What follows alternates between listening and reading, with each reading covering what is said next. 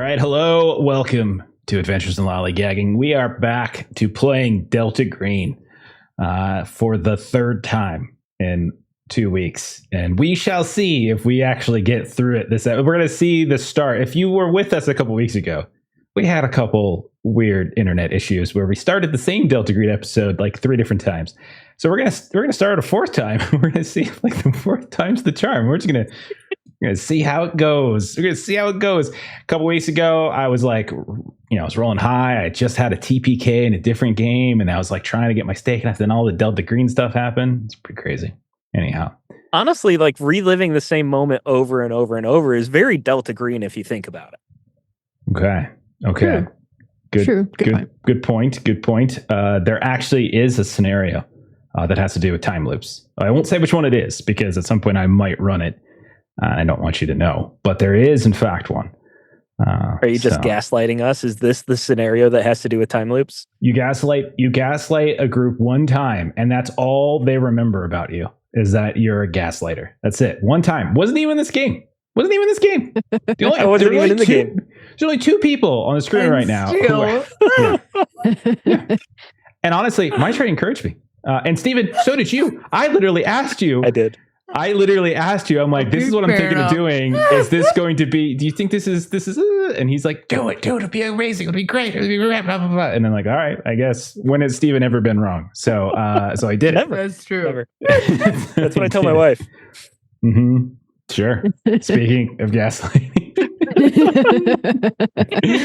Oh goodness. So, but yeah, we're back. Or hopefully, I think we're on the verge tonight of finishing up our Arizona chapter.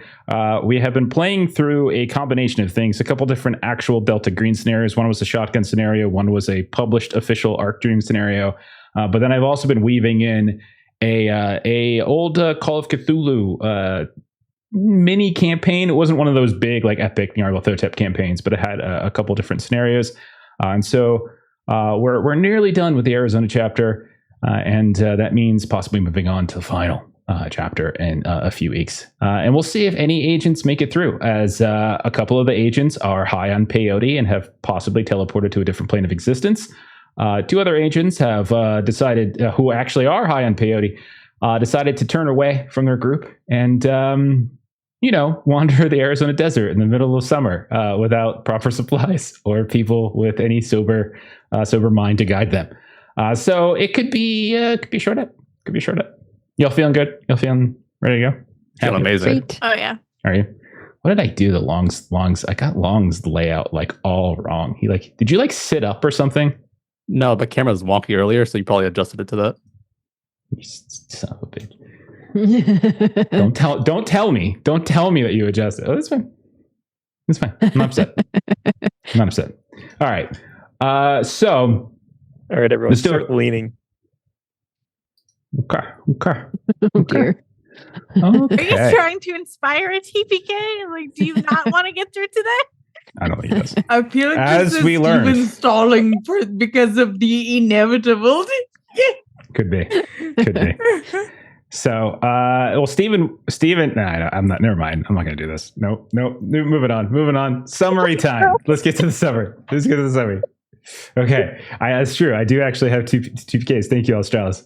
I didn't get my 3 in a row, but I was pretty close. Though Melissa did cannonball inexplicably to her death in one of them and kind of like gifted me it, but 2 people survived. So You're welcome. It's a shame. All right. So let's just do a quick summary so we all got kind of familiar. You all are in Arizona. You're in Kingman, Arizona. You've been sent out here by deltagreen because during a sort of a missing hikers case where there's a group of missing hikers from ASU, one of them apparently mentioned something about like a disappearing facility or place. And then you had some satellite photos that had this stretch of desert that had what appeared to be like a majestic facility, and maybe it was there, maybe it wasn't there. And so there's a lot of different competing stories and information on whether Majestic actually had some sort of research facility here in the late 60s or early 70s. So you all were sent out to try to figure that out. You're in the guise of FBI agents trying to aid in the search for these missing hikers, although finding the hikers has never been your priority. And so you've gone around, you've done some research, you've met some strange people around Kingman, but then more recently you traveled up to Vegas to meet with kind of a new age guru by the name of Enrique Navarro, who as a child survived several days out in the desert in which this facility might have been spotted. And he had like a very interesting or a weird story when his mother died and he survived about some kind of town, this almost town at a time, because it had like these weird asynchronous, or I would say buildings like that kind of look more modern than they should be. So you went and spoke with him, and you guys got the idea after learning that he had some connections to a former handler of yours to get high on peyote and to go off into the desert and see if you can have some kind of strange vision like he did, and maybe in doing so find your way to this weird facility / city. So a few of you, I believe it was Inferno, Chopra, and Carr, who got up on peyote, and then Price and Weaver, you stayed sober. You started wandering around at night. You got a little separated, with Chopra and Weaver going one way, getting caught up in a pretty violent sandstorm. The rest of you found your way into a cave with a kind of an old cave painting or mural that you had seen before on the camera of that you found from one of these missing hikers. But as you looked at it, some of you started to see movement in it, like it was an active kind of image. Price heard his voice being called from nowhere in the shadows in the cave. Eventually, you all reunited at the top of a hill where a light was lit, and you saw the figure of a man with a cow skull for a head that you've seen a few times in your own visions, but also in the images recovered from the student camera. They may have spoke with you. You're not really sure as voices begin to appear in your heads. Two of you decided to reject the invitation, and that was Inferno and Chopra as you walked away. Whereas Carr, Price, and Weaver, you accepted the invitation. And just like that, the bonfire that was the light on top of the hill winked out. So did pretty much all of existence for the three of you. Inferno and Chopra, you started going down the hill. And that's basically where we're going to pick up. Okay? We all up to speed? We ready to go? All right. Yep. Okay. So let's get a little music going. And let's reset. So we're going to start with Inferno and Chopra. As the two of you have just walked down this hill, you realize after a moment that the light and the heat from the bonfire is suddenly gone. And even though the two of you are probably on the last legs of your peyote high, so you're still slightly affected, when you look back, both of you can quite clearly see that your fellow agents are gone, that the man who had the cow skull for a head is gone, and the bonfire is gone. What do the two of you do?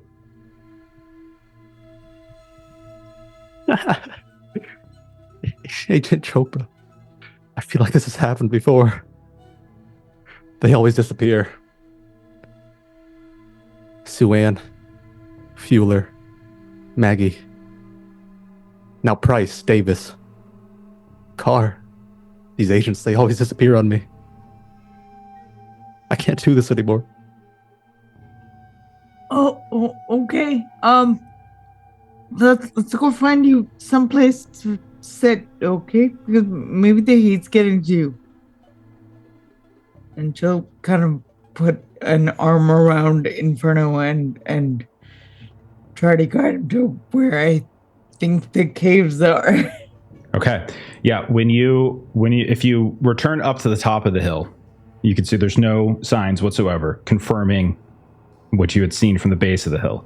And then when you look out across, you can see that there is a grouping of hills and, well, that's not really hills. It's more just like rock outcroppings that are clumped together in the desert, scattered bits of Joshua trees and cacti and such along the way. And so the two of you are going to wander off towards that. Is that correct? My intention is to find a place that's like shaded or maybe out of the sun. It's not a very long trek, and it only takes you maybe 15 minutes or so, maybe half an hour at most. But it's not difficult. The heat is weighing down on you. You can still feel maybe a bit of dehydration starting to set hold as the peyote is working its way through your system.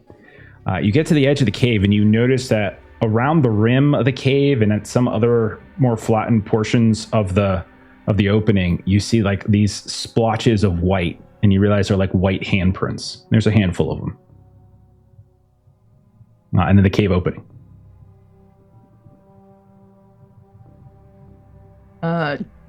Chipper's gonna put her own hand up to one of the handprints and just kind of like touch it, but sort of see sides.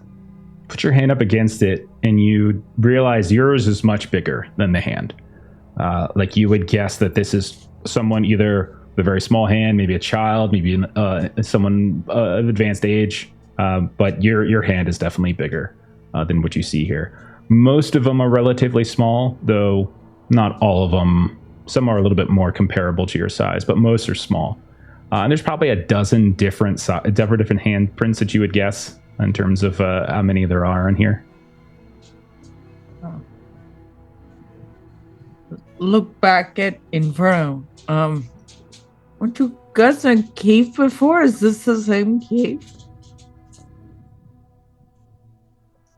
I don't know where we are. Okay. Someone's coming for us, right?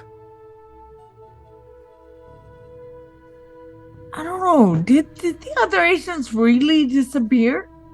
We just didn't go with them, right? How do they just disappear? You don't just disappear. No, agents disappear. I've seen it.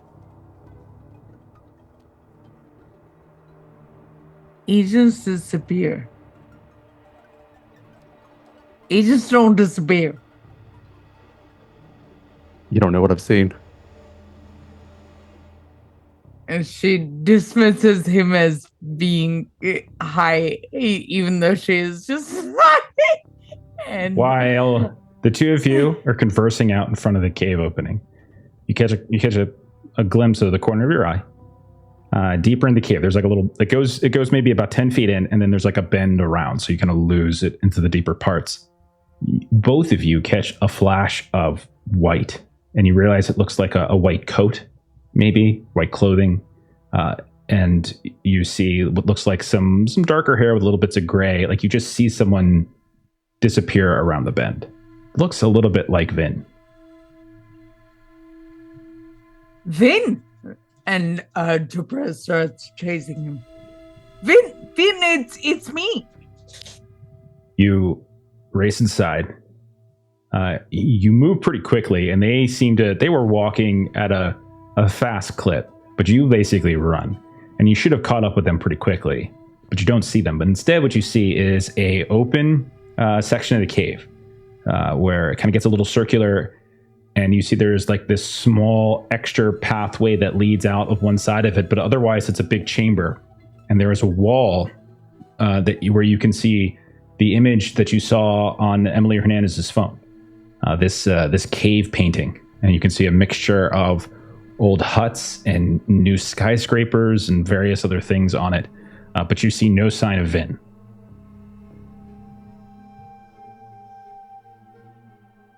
I'm taking the art.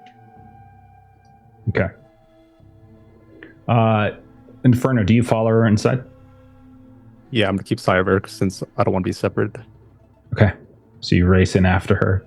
You see that she's looking at this cave painting, and much like described in the previous episode, it's a series of buildings, some of which look old, some of which look new. One of which stands out, and that is kind of got like a half moon shape that you think looks like a radar station or like a satellite dish of some kind.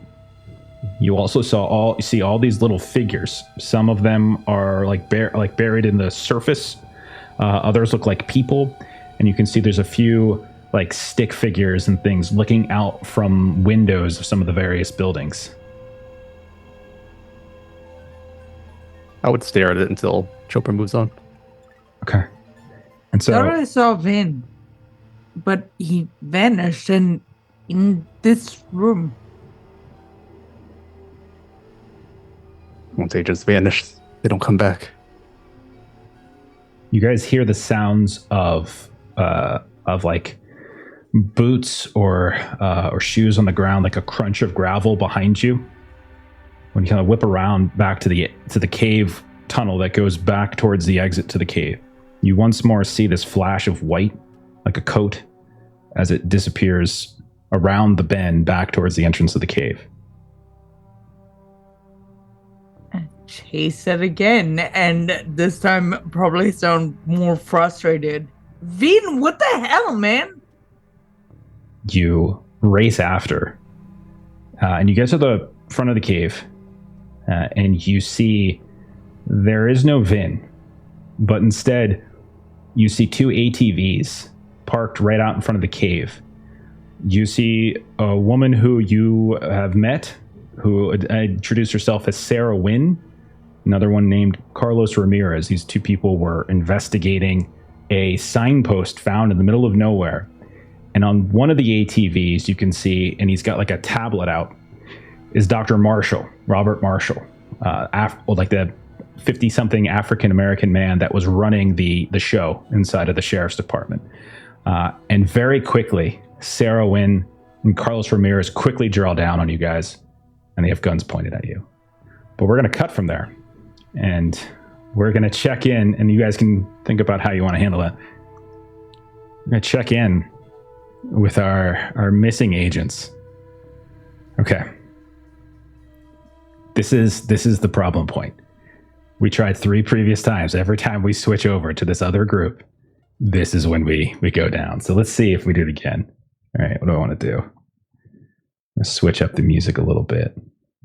Fingers crossed, toes crossed. Everything crossed, yeah. Okay, yeah, exactly, right? All right, let's see. Let's do, we kind of go back to that moment when everyone kind of and disappeared.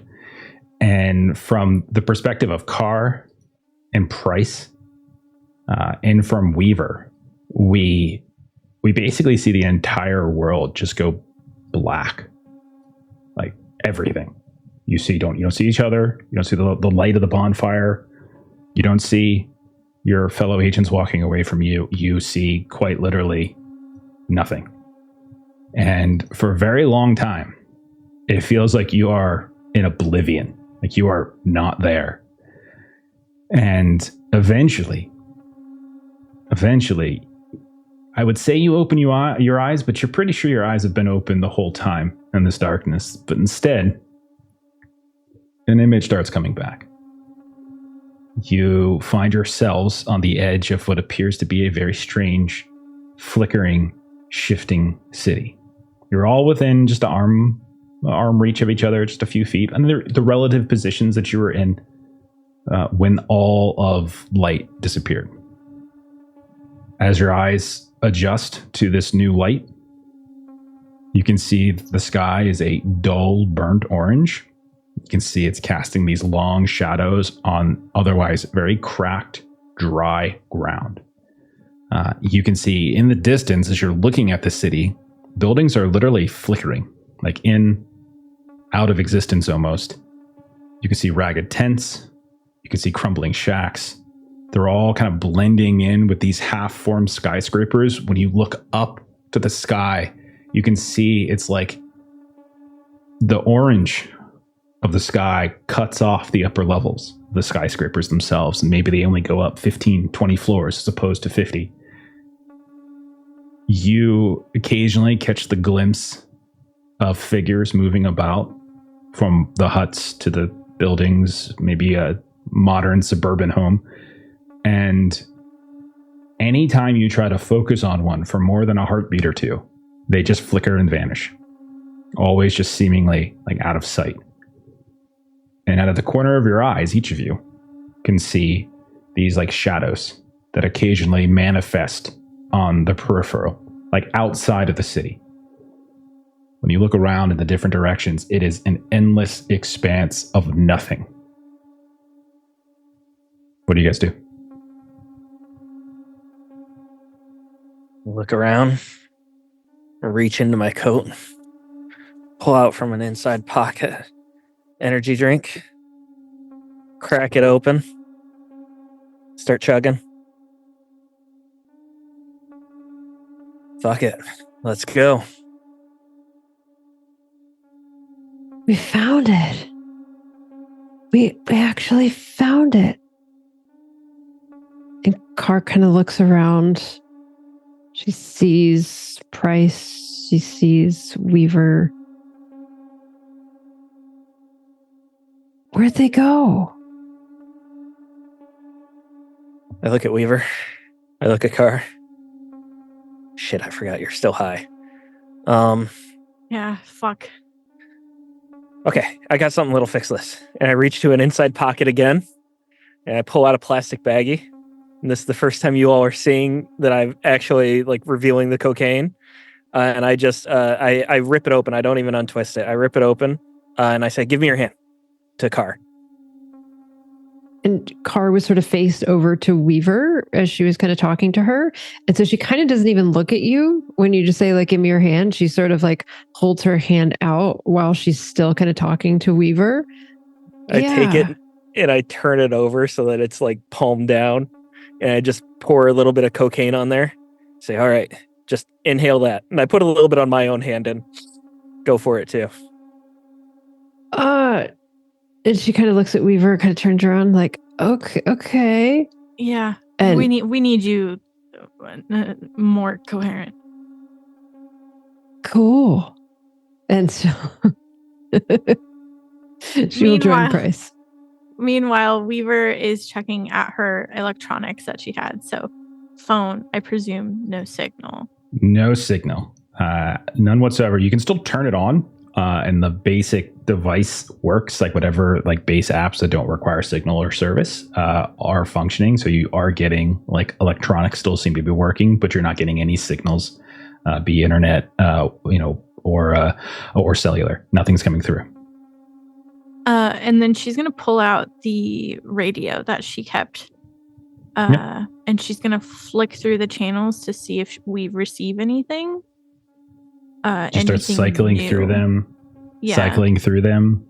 You kind of go through one at a time. At a certain point, there's only one sound that you hear kind of pop up, and you've heard it a few times before, and it's just this sound of wind playing quite heavily. And as the wind kind of grows and grows, you eventually hear what sounds like a weep or a yearn or a yelp in the background.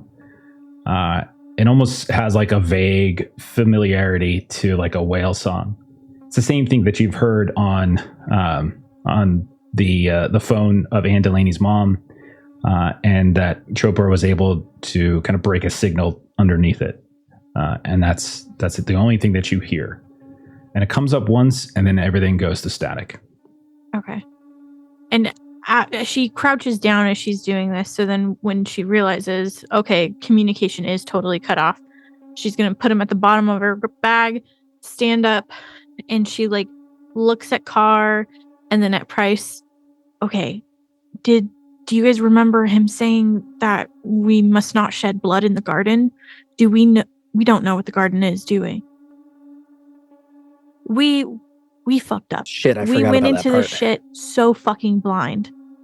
And Inferno so fucked up. And Chopra, they decided not to come with us. What the fuck? They're adults. They made their own choice. Why? We can't worry about them. Yeah, but it doesn't even matter about that. They're fucking doped up in the desert. They might, if we manage to get out of this alive, they're gonna be dead, probably picked up by Hey. crows. They're the ones who didn't back us up, okay? We're the ones moving forward. Forget about them. Right. Sucks for them. Oh They're my all god. alone. Car, please. And and Weaver will reach for Vin's energy drink if I'll allow her and take a swig and then give it back. Okay. Are we going as silent as we can? Yeah. That's why we're we're gonna play- here. We're gonna We gotta play check it out. We're gonna play the silent game, Car. Silent Just- as we can, Car. If we see strangers, no blood. I hope to God we don't see Don't shoot us this time, Price. If you see like people with guns, We were ambushed. That was completely different. still a request. Why am I on trial here? We're moving forward. No trial. And I start moving towards the city. And Okay. Car does the like zip her mouth shut, throw away the key thing, and kind of takes Weaver's arm a little bit. She's and- waiting for everything to kind of balance out in her system, and so she's just going to kind of like, kind of take the back of your elbow as we kind of walk forward. Yeah. Definitely. Okay. As you all approach the city, you can see again, everything just seems like in this interstitial state where it's just flickering in, flickering out. And you find yourselves on paved streets. Stone, bricks, maybe. Doesn't look like modern, but they're like these big stones.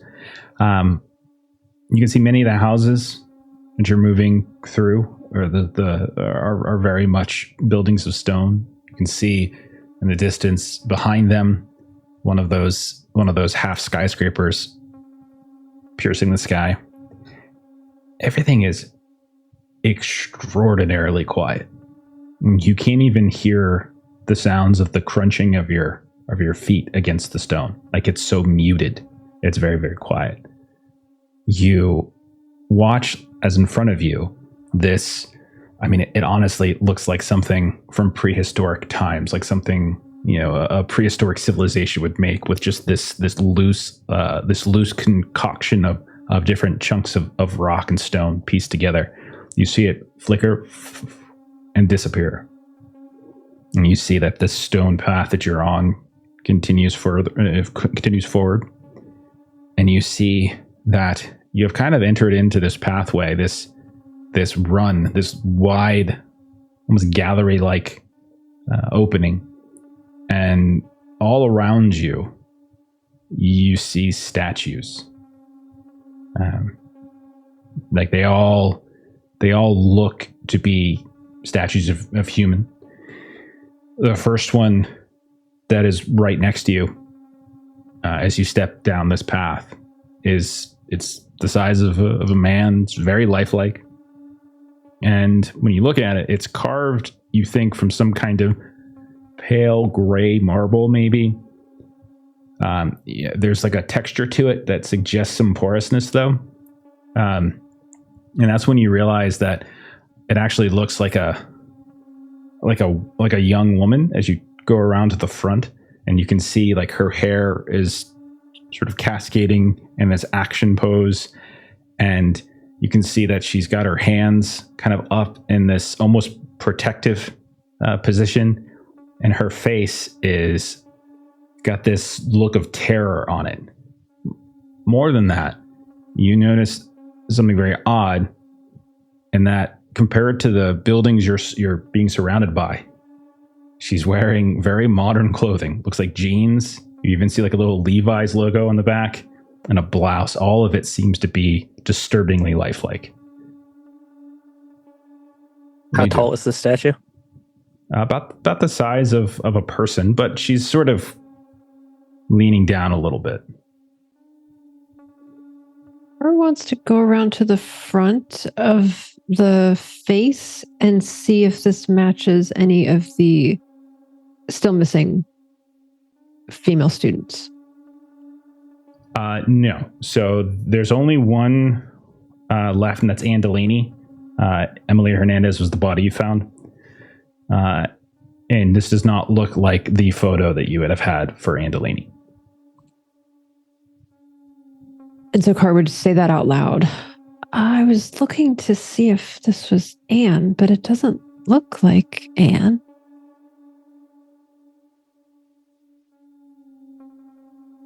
I don't know. I wonder if it's one of the agents from First Mission. Or just some other poor fucking person who got sucked up.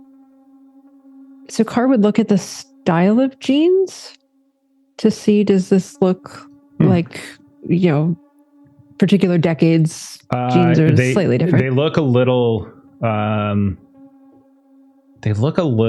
of a little baggier. Maybe something 90s like. Okay. not quite to skinny jeans phase yet. And there are plenty of other statues as you look around. There's like dozens of other ones that are sort of spreading out in these different directions down this wide open gallery between all these buildings. And I would definitely also start looking at flicker? more of the statues, just walking Okay. around. All right. It does not flicker in answer Okay. to your question. Thank you. Price, as you start poking at some of the others, just maybe about 15 feet away, you find one of a man who appears to have a lab coat on. And you can see it's got that familiar look of terror on their face and surprise. It almost looks like they've been sort of etched in a moment where they're sort of screaming or shouting because their mouth is contorted in a way. The one thing you would notice with your search is that they do in fact have what appears to be some kind of badge hanging from a lanyard. And you can make out somehow, with the attention to detail, the name Cartwright has been etched into it. Anything that says like M12 on it? No, nothing like that. It just like it's a very nondescript badge, which in some ways is probably more reinforcement of your thought than them brandishing M12. Like they probably wouldn't put that. They would be very more anonymous, much like the signs that you've seen in the desert about just research facility.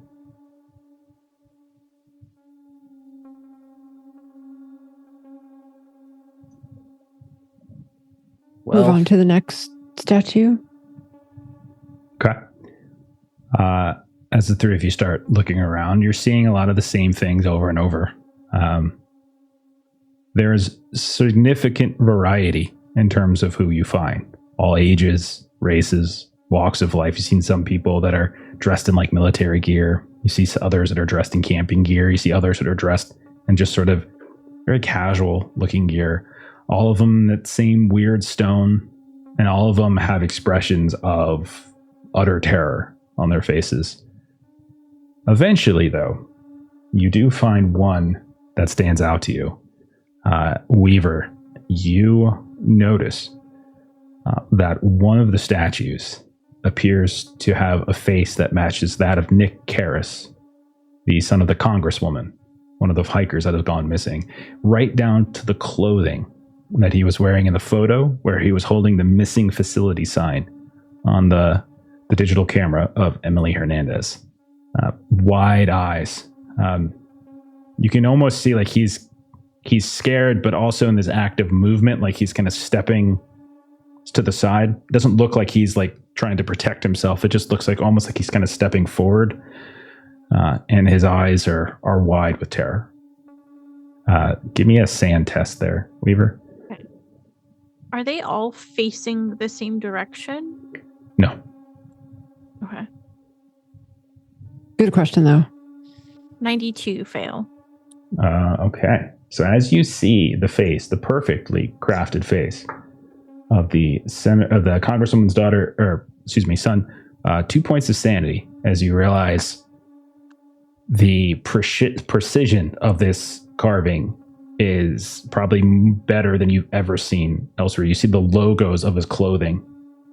You can see the grains of the loops around his pants where he's wearing the belt in ways that are far exceed any sculpting you've ever seen before. Then, Weaver, as you're standing there and maybe something kind of overtakes you for a moment, you can describe how the sanity sort of sets in. You see a flickering out of the corner of your eye. And you see that some of the buildings to the left of you, to the left of this gallery, begin to flicker out. And you see a street corner emerge. And you realize it looks extraordinarily familiar to you. You can see a few homes that look vaguely familiar to you.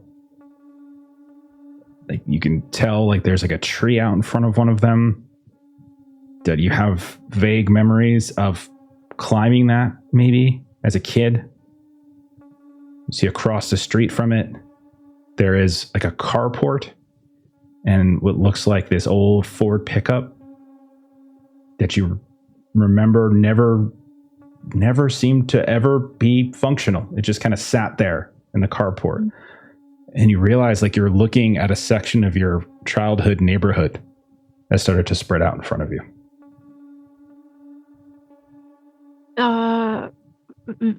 Vin, are you seeing this shit? Tree fort. What? I grew up here. This is my fucking. This is part of my neighborhood.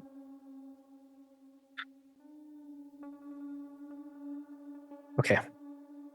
We don't know. This could be playing tricks with us. No. We've stayed here too long. Shit's changing. Something's got to be watching us. I do agree with that. If everyone, we found Nick. He's a fucking statue. Can you like take a picture or something, like on your phone? To proof that we found. We don't need to prove anything. We just gotta. Yeah, we gotta just fuck it up. We gotta end it. Oh, we gotta find. We gotta find. We do need to get out of here because whatever's been turning people to stone, obviously comes through here. So I'd like to keep walking. This is gonna sound really fucking stupid. Ronnie had a journal, and he talked about the sisters, right? The sisters that were haunting him. One of his suggestions in that journal was Medusa. All right, now, I know that's a Greek myth, doesn't exist. But considering the circumstances, I don't necessarily want to... Statues. I don't want to stay put here. And, maybe as we're walking, we just kind of look at our feet most of the time. Okay. Okay, yeah. I guess. Let's just move. We've stayed here too long. And like visibly you can see Weaver's sweating. Like not profusely, but like normally she doesn't sweat like crazy. Like it's not a visible thing on her, but you can see kind of a drip of sweat like kind of going down her temple, and maybe a casual tear as well, as her eyes are really wide and dry. And they're watering to try, like she's hyper vigilant at this point. And you mentioning Ronnie isn't really great for her either, because now she's starting to hyperventilate because that's part of her PTSD. And she's ready to run and move and get the fuck out of here, because that's what Weaver does with her problems, is she runs from them. And this is a problem. Vin also does not listen to his own advice as he's moving. He's also alert. He's scanning like at every corner, looking for movement, trying to. Okay. He's always worried about an ambush or someone coming up on him. Yeah, Weaver's behind you, but she's like looking at your feet, but she's listening so intently, and like her eyes are just wide open. And Car did take out her phone, since Weaver kind of dismissed her. Sure. Car did take out her phone to see if she could like take a picture of the statue. Yeah. Still works. Like all the functions of the phone that don't require signal are still working. You seem to have power. You seem to have charge. Yeah, so she's kind of goes around and takes pictures of all of these. Okay. All of them? That could take a while. Panoramic. she'll do a front of Nick Harris, and then probably kind of wider, just take maybe 4 pictures of just kind of the rest, and then seeing that they're moving along, she'll shuffle catch up with them. So as we see the three of you start going, selfie with Nick. Yeah. As we see the three of you start moving out of this sort of stone ground gallery and down into like more of a suburban neighborhood, we're going to cut back to Inferno and Chopra, who are in the middle of a cave opening, coming off of peyote, and you see that there are 2 guns drawn at you.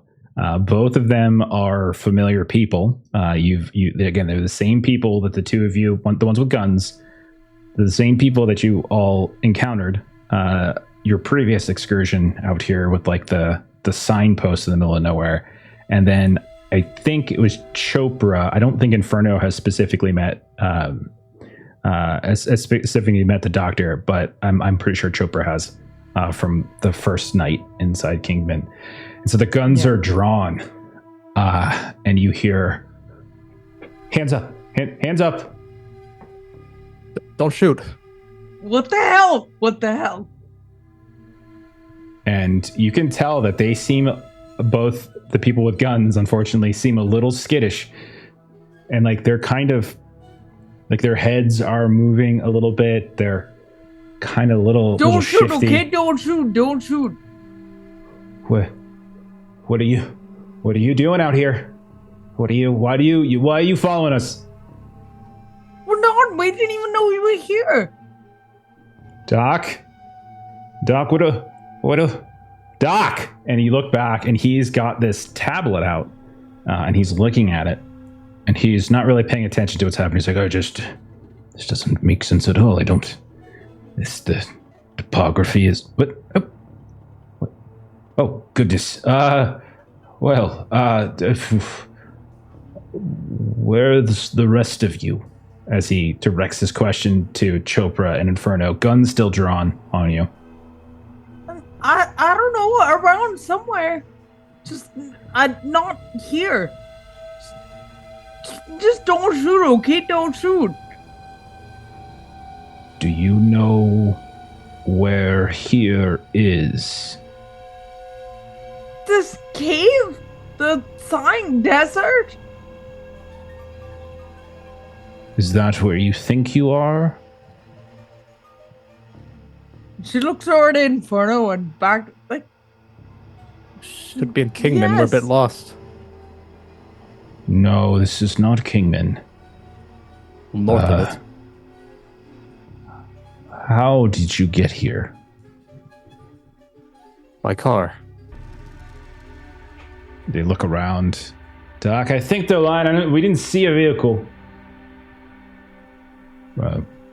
No, I meant, how did you get here?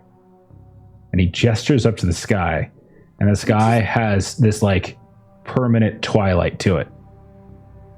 How did you get here? We just walked from over there. My friend, and she puts her hand on, like she kind of gestures to Inferno and then puts her hands back. My friend, just to get out of the heat, so we came into the cave. Wandered in the desert, didn't you? So you don't know where you are right now? You keep saying that like it's different than the cave. This is a cave. Never mind. And you can tell he's like kind of gets very frustrated. They don't know anything. They're just part of the FBI agents. And Wynn's like, fat fucking chance they're FBI agents. I mean, look at them. Their eyes. Look at them. They're on something, Doc. They're not the only we just took ones. some peyote. And he's like, peyote. Interesting. Because the book. There was this book, and the guy took peyote, and we took peyote because of the book. What? Are you talking about Navarro? What? Yes. He didn't take peyote. He was a child. He was dehydrated. Oh, okay. Well, we took peyote. Okay. Put your guns down. They're idiots. They're not dangerous.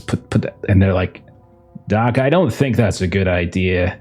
I don't think they're who they say they are. Seeing them poking around off grid. Who are you? You said we're with the search party. That's what we're doing. No. And this is the woman who's talking. No, I don't think so. Who do you really work for?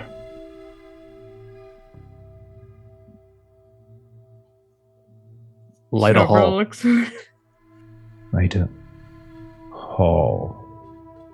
And who is that? She's our agent in charge. What field office? FBI. No, what field office? DC. I don't know if it said it on a card. Phoenix? It is I don't Phoenix. know. I don't Yeah. know American geography.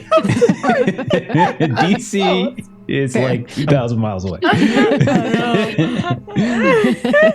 Okay. Who? Light a hall. And this again, the woman's doing all the talking. Light a hall. FBI. For Phoenix.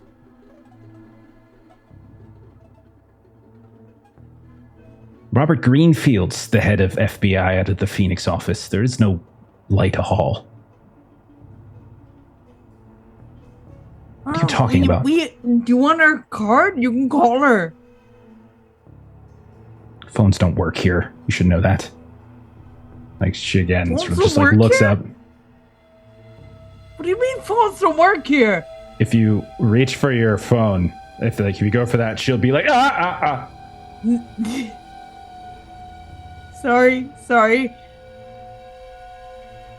Doc, these Okay, it's in here if you want it. and she What do you mean Like- phones don't work here? She nods to the other guy, who moves up, kind of has his gun still out, and kind of very tentatively reaches into wherever it is you just pointed to try to take your phone, and then also kind of do a pat down of you.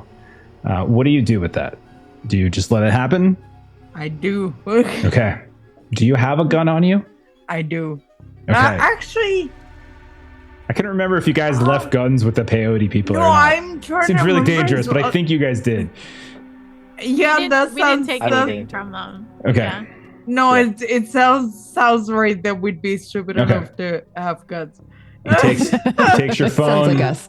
Yeah. He puts it in his back pocket, and then he takes the gun, and then he kind of like hands it back to Sarah when she takes it, and then he kind of comes over to you, Inferno, to do the same thing, to kind of pat you down. It's got I do left also have hand an out. FBI badge for whatever it's worth.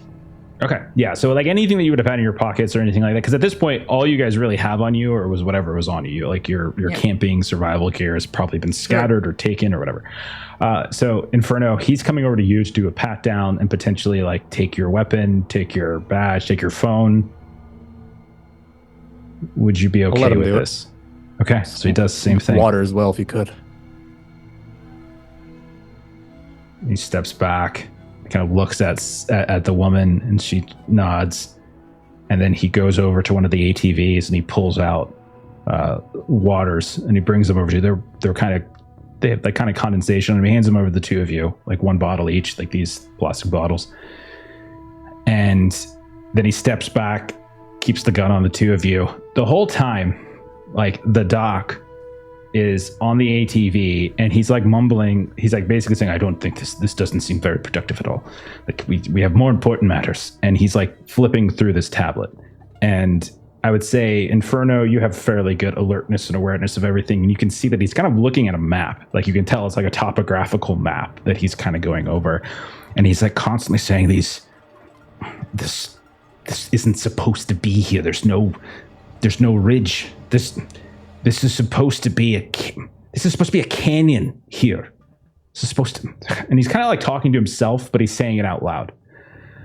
Meanwhile, the woman is going through your badges, and let me roll a little check for her.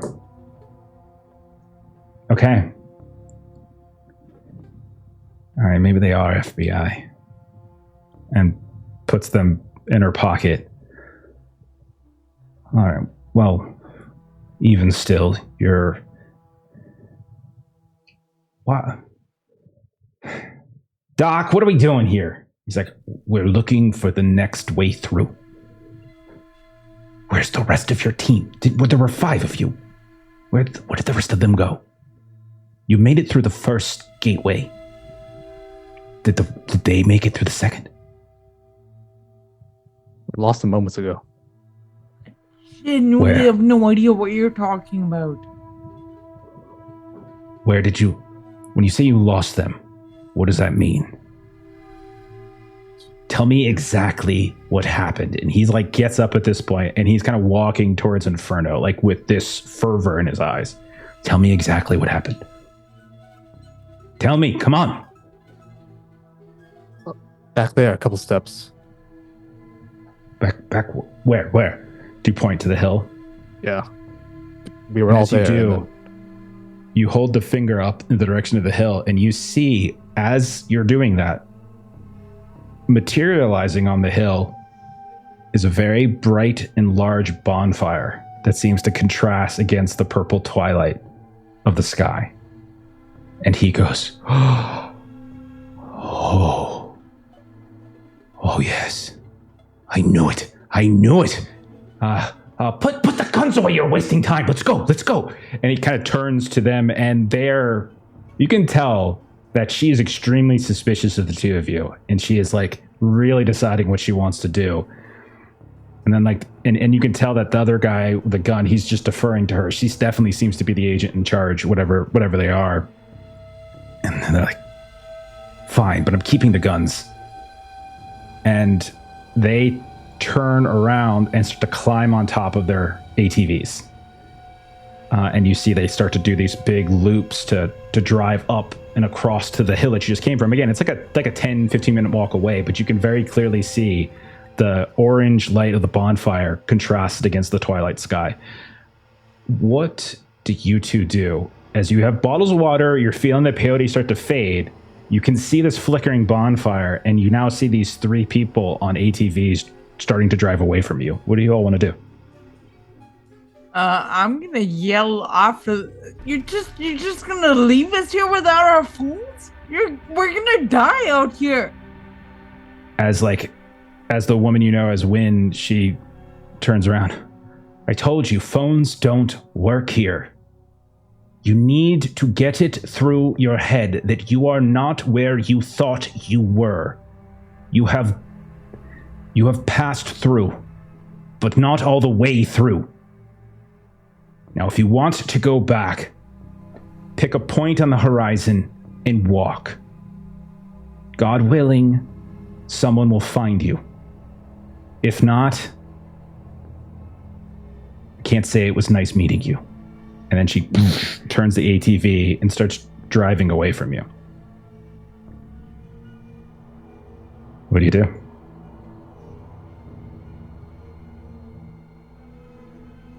Chopra, the doc says he's going after him. Should we follow? We should follow.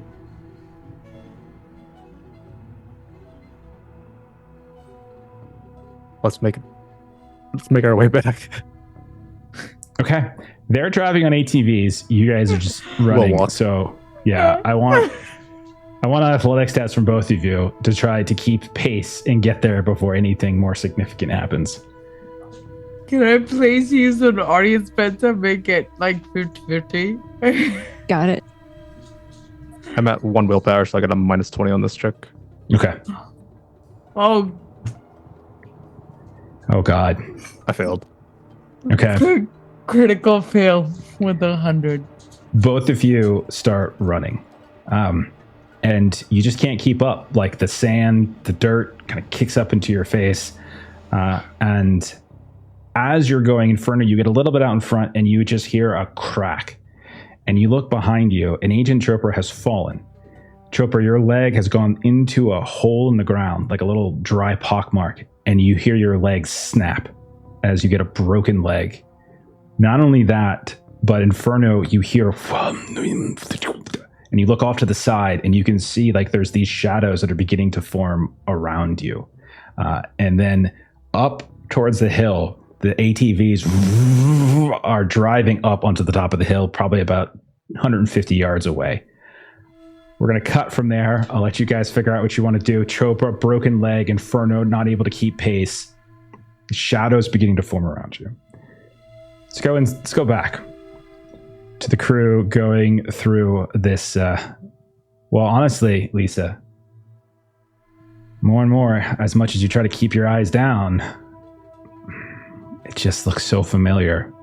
Potholes, cracks in the asphalt. You eventually see what looks like chalk drawings, and they look exactly like something from your memory. What is something that a young Lisa Weaver drew in chalk on the road in the driveway outside of her childhood home? Lisa was obsessed with drawing beautiful butterflies with a bunch of different colors, and she would draw this like same panda shape that she had like learned how to do, and she just did it repeatedly, surrounded by hearts, butterflies, and then another one, and then a little family of pandas. And she would always draw it from her front porch steps down to the street and then down the sidewalk. And as you look down, you see those exact butterflies, the panda, you see everything. And your eyes just kind of track it up the driveway and such until you see your childhood home. It's right there, right in front of you, exactly as you remember it. I feel like I need to do a 50-50 luck test to see it. Whatever, you have full control, so whatever you would like to do is your call. While you're doing that, welcome Raiders, Wanderers, Haven. Oh, right on. Thank you so much. Appreciate that raid. We had a good game tonight. We're playing some deltagreen. They're going insane. It's a lot of fun. What you thinking, Ashley? Price, this is my house. What if my mom's still alive here? What if I didn't fuck up yet? What if This she's is your just, house? What if she's just sitting in the kitchen and she's drinking coffee and like I could be sitting there watching cartoons? Let's find out. I start walking towards the house. Okay. You start walking towards your house. Door opens without an issue. And Mom? as you go inside, you don't hear the sound of anybody. You don't hear the sounds of voices. You do, however, see everything exactly as you remember it. Now, whether or not it's accurate or not, you don't know, but according to your memory, the way that you envision your house now as an adult is exactly what you see. The same spread of furniture, same coloring of the fabric, of the carpet, the same paint walls, the same photos that are hanging here or there, the same spread of various magazines on a coffee table. Everything looks exactly as you remember it. The only difference is that it's like no one's dusted in a very long time, as everything seems to have a very thick coat of dust. No one's here. Look, dust everywhere. He called out. Hello? You see? Yeah, She's fucking with us. She would have yelled if she was here. And you see her go into the kitchen and she grabs, she pulls out the junk drawer essentially, and she starts rummaging around in the back, because her mom always kept a pistol back there, and she's looking to see if the pistol is still here. Okay, if there was a pistol, there in fact is a pistol. So you rummage through the drawer and you find it. It's there. Okay, and fuck it, did she, I can't remember if she kept bullets in it, and she'll pop it open to see if it has anything. Roll a luck test.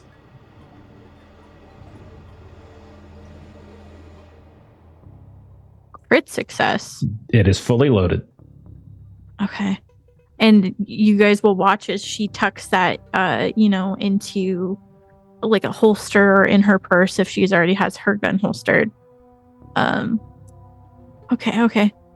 Oh, fuck. I can't be here anymore. The house got this dusty when she died, but now it's my childhood home. And it's like, what the fuck? Where's Car? Did she go inside the house too? Yeah, she was like shuffling along, probably a little bit slower behind, but definitely followed along, and may have just, when Weaver went into the kitchen, she may have just sort of stayed in kind of the front room and just sort of was taking in the surroundings. Okay. When you look out the window, you see in the distance, down the street and across the street, behind another building and what looks like maybe a playground, you see a flicker in existence, and it looks like a satellite dish suddenly emerges. Guys, I think that's one of the things we're looking for. One of the buildings has appeared. Are we? I'm 12. What'd you say? Weaver, are you done? Yeah. Let's just get out of here. I would do the classic, like looking out the blinds both ways down the street before leaving the. Occasionally, much like before, you see like different blurs on the edge of your vision. Maybe a set of blinds flickers here, or you see the tail of a coat over there. But the minute you sort of focus on it, it flickers away. Okay. Do you all? And Lisa's the last one out of the house, and as she's shutting the door behind her, she calls out a very familiar habit. "Love you. I'll be home later."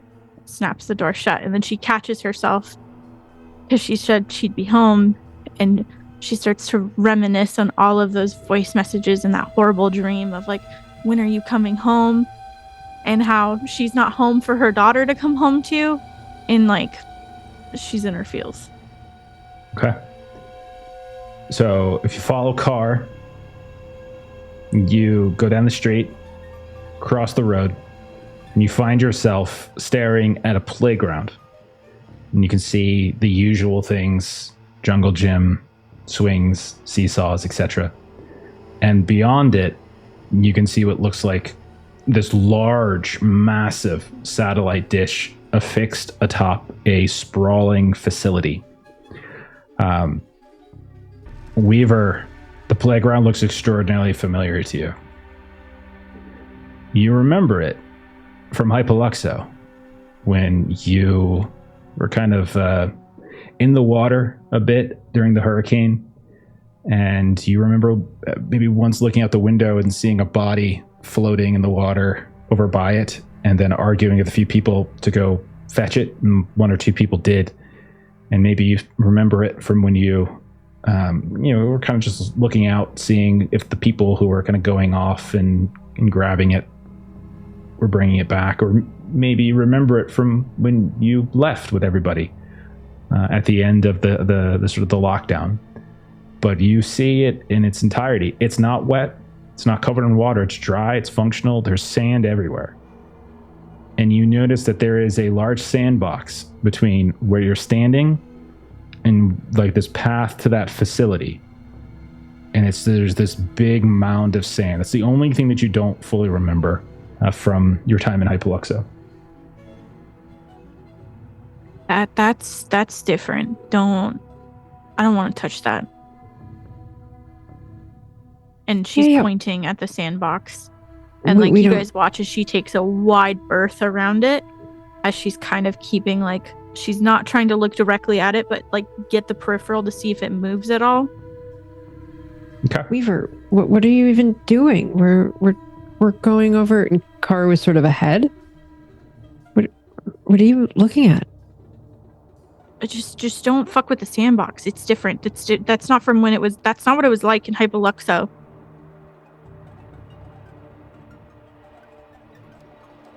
Hypoluxo? What were you doing there?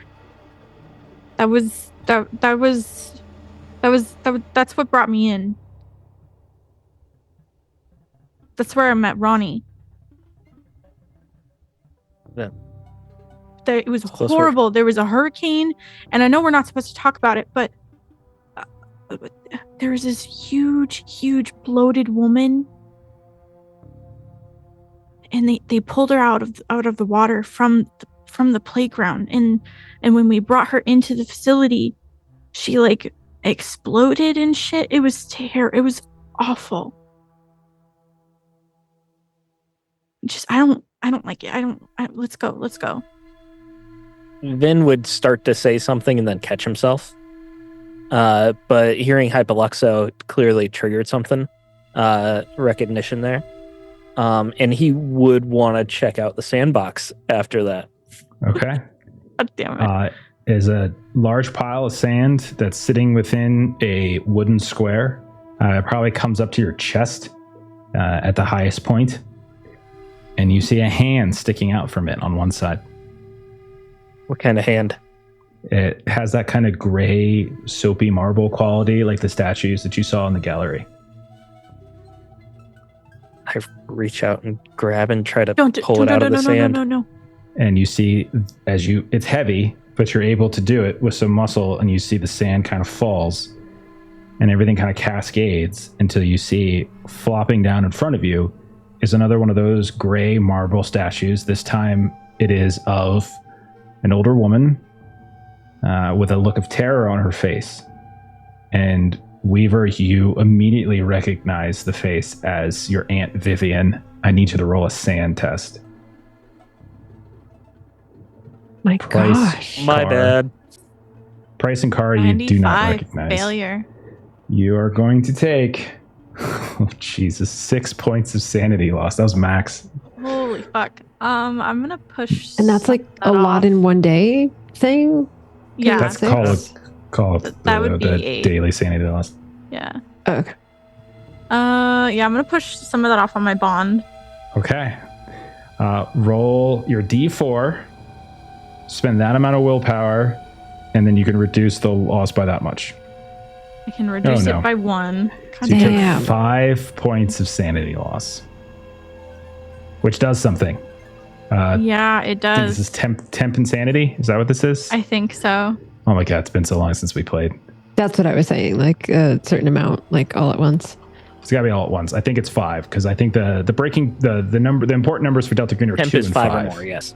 Yeah. Okay. Page 69, nice. Thank you very much. So, Nice. all right. So you are going to have, and this makes perfect sense. You're seeing the body of your recently deceased. Okay. So you have to. So basically, your agent's primitive brain switches to pure panic with one of 3 possible responses: flee, struggle, or submit. So you basically work with the handler to determine which stance makes sense. And then some of them are more likely depending on the circumstances. There's really no reason probably to struggle as there's not a clear threat. Mhm. So I would say either flee or submit makes sense. Flee, you could just run away, or submit, basically you shut down and kind of become a little catatonic, out of shock, one of those types of things. Also, if either of you, Carr or Bryce, has psychotherapy, once this starts to manifest and you see it happening, you could potentially roll a psychotherapy roll to try to talk her out of that temporary insanity. So Ashley, out of the 2 of flee or like just kind of like slump and go catatonic, kind of, which do you think you would rather do? I'm fine with either. I think she would honestly go kind of catatonic and weepy. Okay. So this is shutting down or passing out from shock. We don't have to say you drop unconscious, but you just sort of become more catatonic. And then it's essentially until I decide you snap out of it. And when you come to, it's likely that you have suppressed the trauma that caused this collapse. And then there's like a N times 5 roll we do to see if like remembering the details. This is a common reaction against unnatural and helplessness. So this probably makes a lot of sense here. Yeah, So, yeah. Price and Carr, do you say, so Weaver, describe what it looks like when this happens, when you see like tumbling down in front of you is this terrified look of your Aunt Vivian in this stone, this porous marble stone that you've seen dozens of other people like Nick Karras. Mm-hmm. What's the reaction as this happens in the moment? You guys watch as Weaver immediately drops to her knees and frantically crawls towards her aunt. And she just, oh, Fefa, that's in my dream. They said that she died and she was found.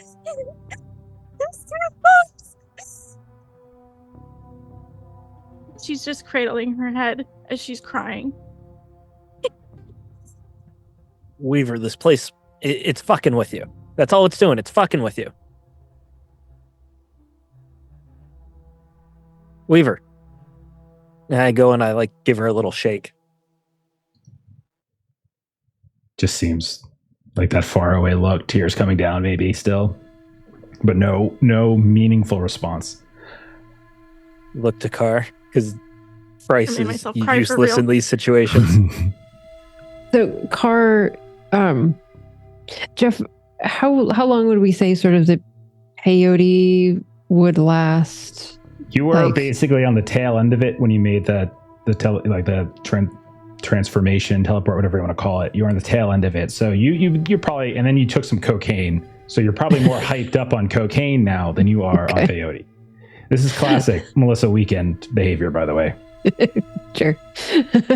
So, Car kind of Price sort of looks to Car, and so Car will kind of wave Price back, and Car will kind of come around in front of Weaver, just kind of put her hands on her shoulders and just take a deep breath. Got this. It's just a dream. This takes everything that It's you just this love from place. you. Everything. It makes you think that you've lost everything. We've got to get back, finish our work here, and see what has even happened. It just makes you think you've lost everything. But we got this. I know she's gone. I know it. We'll help you with that if that's so, but you're not sure. Can I roll a psychotherapy just to see? Yeah, because How- right now I think Weaver's Yeah. gone. So Mhm. go ahead and give the psychotherapy to see if you can kind of pull her back from the. And if you wanted to use stuff, now's the time to use stuff. I'm boosts using one. stuff. Is it one stuff Cheater. or two stuff? Because I've got a 31 psychotherapy. I think it's it's been so long. I think think it's you one. do. We I said think we you can could do use 2 is the max, Yeah, as long as I'm not up to adding any 2. other penalties or something. Yeah, okay. So it's basically 50-50, so I'm trying to roll under 51 with this. So thank Nice. you for all of the player boosts. Yeah. And let's see. Oh, damn. 68. Okay. Not even nice. Unfortunately, it doesn't seem to help. At least not yet. As Weaver, you see her face just sort of drift off and slumps down, and that's about it. We're gonna cut from there. Back to Inferno and Chopra. Chopra, you now have like a broken leg or broken ankle, something that you heard something snap. Inferno, you kind of turn, you see she's behind you. You see the ATVs have driven up onto the hills, onto the hill where the bonfire is. You can see like in the distance, another figure is like manifesting next to the bonfire. It's again about 150 yards away. Then you start to hear the sounds of like voices, all kind of slurred together. And you see these shadows almost kind of swirling around you at a distance of like 30 yards or so. But they're swirling around you and Chopra. What do the two of you want to do? Oh, that looks bad. Chopra is screaming and like hyperventilating. Because I broke my leg in real life recently, so I know how much it fucking hurts. So yeah, she's kind of hyperventilating and like trying to get to some kind of seated position, but she is not even remotely moving. Yeah. And moving out of this place, I mean, so she's like nothing else is registering. The only thing that's on her mind is It's the how pain. much this fucking hurts. Yeah. So Inferno, it's on you then. What do you do? Long's gotta make a decision. Oh, let's Give her some Tylenol. Jesus Christ. That's all I got. I will take it, and Okay. it does nothing. And I'll Okay. pick her up from there. You're gonna pick her up? She Okay. screams. Let me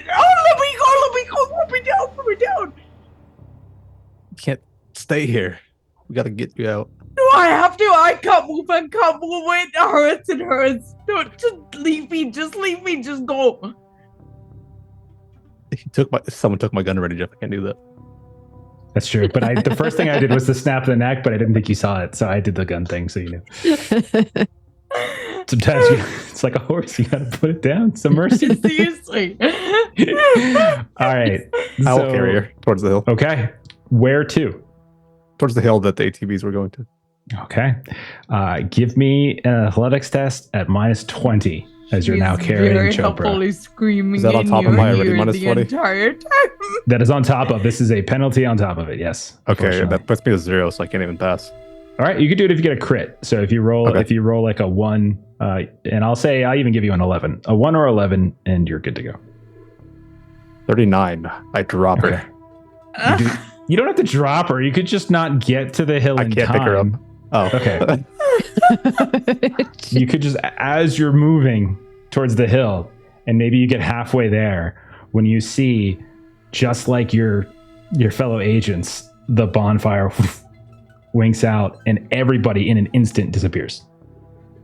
They're gone. But you still hear the of these voices, and it's not like a singular voice. You can tell now it's just like 100 voices all overlapping one another, and out of the corner of your eyes, the peripheral vision, you just see these shadows and shapes moving. Once or twice, because your alertness is so high, you actually can see a face, and you realize it is not a human face, but rather something that almost looks bat-like in a way. You can see this nose that's pushed back all the way up the bridge. You can see the nostrils are flared. You can see a mouth that's just a little too wide, and fangs or sharp teeth of some kind, and these ears pointing out in this different direction, and these large glowing eyes. And then as you try to focus on it, it dissipates again. What do you do, Inferno? You said we made it to the hill? You've made it to the hill at this point, but the ATVs are still there, but all of the people are gone. And the bonfire as well. So the bonfire, that's dispersed. There's nothing going on. You don't see it any longer. I'll load up Chopra into one of these ATVs. Okay. Give me a search test really fast. Okay. I need a 55. I rolled a 44. Hey, crit. Nice. Okay, crit success. Okay. While the laptop wasn't, or the tablet wasn't left, you can see that on the ATV that Dr. Marshall was on, there is like a small duffel bag.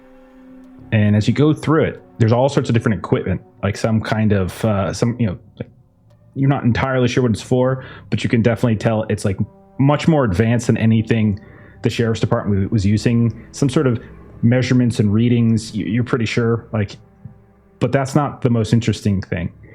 You noticed on some of the equipment, there is inside of this duffel, you noticed a very familiar word, Breckenridge. Breckenridge is the name of the mercenary company that you all had an encounter with in North Carolina. You shot and killed several of their members in the middle of rural North Carolina, hid their bodies in an SUV inside of a ruined church, and then set the church on fire. It was a good weekend. We did those things. Those are things you did. I could never have been prouder of you. That's exactly, that is like primo deltagreen behavior there. Perfect. Breckenridge. I sent them after him. I'll twiddle with some of the devices here. Mm-hmm. Are the guns anywhere around?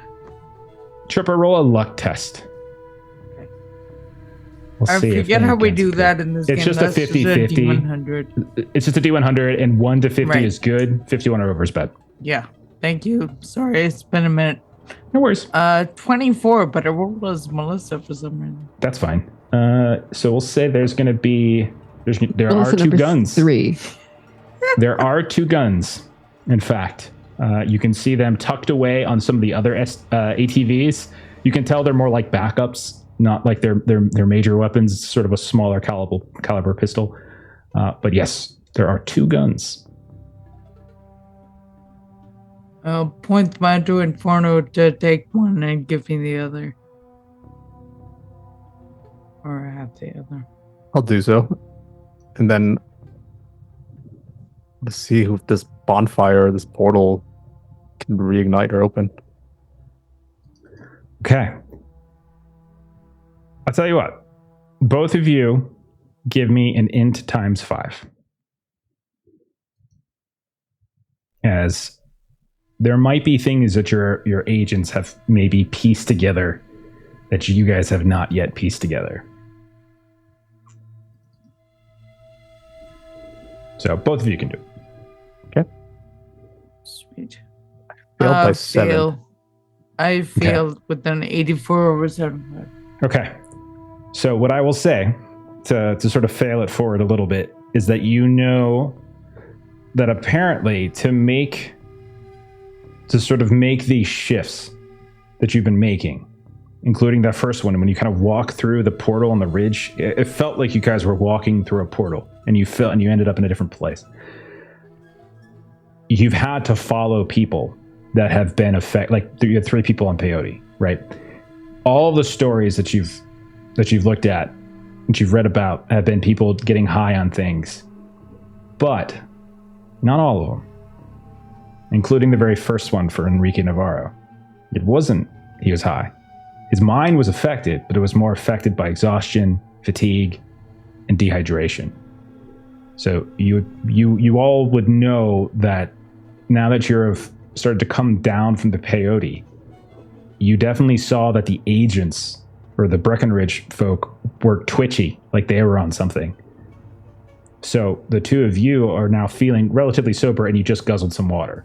So your minds are in a decent state. So you would have to sort of figure out a way to put at least one of you into some sort of affected state. Okay? Okay. So the two of you think on that, come up with a plan. We're going to cut back where Weaver is laying on the ground, or right next, like cradling her Aunt Vivian's statue. This radar dish facility is hovering next to you. You do know that there have been times when stuff flickers in and out of existence. So, what would you all like to do? Vin would go up to Carr again, he'd go up to Weaver and look at Carr. I've seen some things like this before. Clearly not the same thing. But I don't think we should leave her armed in case she comes to and has some bad thoughts. And I would pull the guns out of her holster and her belt, and I would hand one to Carr. Probably the one that Weaver pulled from her home. Sure. And she'll kind of, lift up her jacket and kind of put it in her kind of pant leg. We should probably, the building is here. We can see it. Weaver, we gotta go. I don't want to leave you here, so I'm gonna pick you up. And I just awkwardly just go and grab an arm and a leg. I'll grab the other arm. Catatonic. So she's literally just like a big ball of clay. And so you pick her up. Yeah, and if Carr helps me get her standing, then I'll just put her over my shoulders and do the carry that way. Okay, yeah, gotcha. Like fireman carry kind of thing. Carry. Yeah. Okay. And you do, and that does mean that Weaver gets one last look at Viv as her head is over your back as you trot away, and each time there's a bounce, Weaver, you see once more. But eventually, you leave the playground. You find yourselves standing outside of this lab. There is a large hole in the wall that does not correspond to a door. It just looks like there was some sort of damage, and there's this massive broken wall that seems to lead inside to what looks like pretty standard run-of-the-mill beige colored walls and linoleum floors, the kind of design from maybe the 70s. Do you guys go inside? Yeah, Carr would check Weaver just to see if she's kind of coming to yet, since we traveled a little bit. It's been about 30 yards in 2 minutes, so it's going to be a little bit longer. You go inside. There is something fairly disoriented about the space, Carr and Price. The air and the walls kind of seem to warp and bend a little bit as you look at it.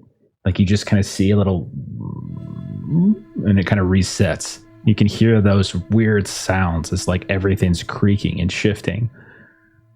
As you're walking down this hall, kind of opens up into these lab rooms where you can see these desks and things that have been scattered about. Some objects are like appearing and disappearing, and some of them, when you reach them, you realize they're actually further away, like this weird optical illusion. There's lights that are still being cast from these old halogens that are hanging overhead, and they're flickering. But one of the things the two of you, with your skills, I've checked your percentages, you very can clearly see, especially after talking to Inferno, that there are shadows that are on the walls and on the floor that do not correspond to some object. Like you're looking for, where does that pyramid-shaped shadow correspond to? And there's like nothing. Where does that circular shape on the wall correspond to? And there's nothing. There's just shadows that seem to be flickering on the walls here and there, none of which seems to be aligned to a specific object. You notice that there's chalkboards everywhere, and there are these cryptic equations.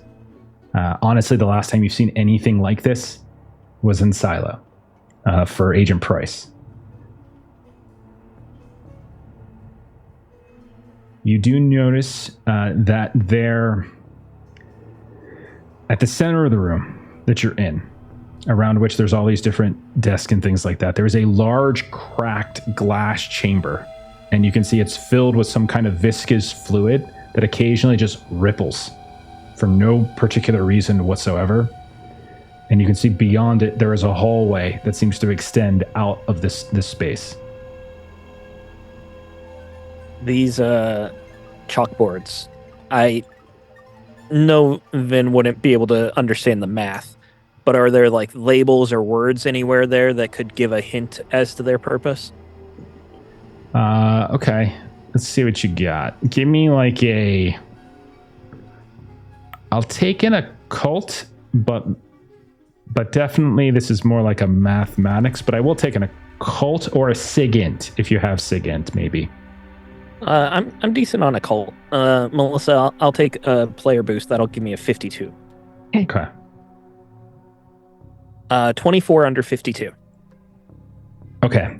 Because you are familiar with the time that you spent in Silo when you were trying to help kind of keep whatever was inside that block, if you remember. You remember the doc there was like scribbling various words that would sort of like disappear into the sky, and then kind of flap against the stone itself. These look just like that.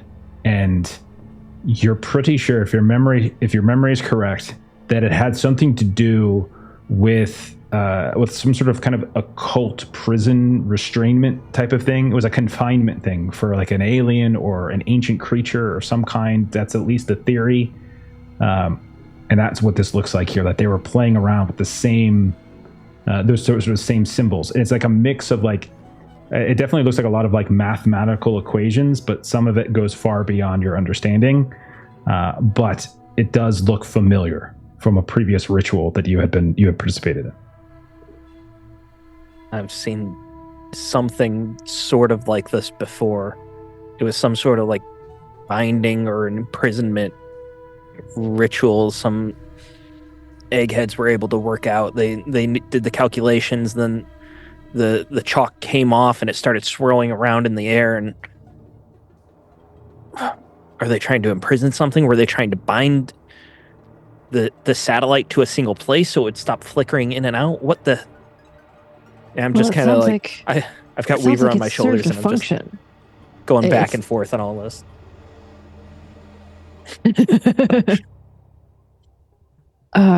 Whatever function it served, it can't have worked. Something had to go wrong.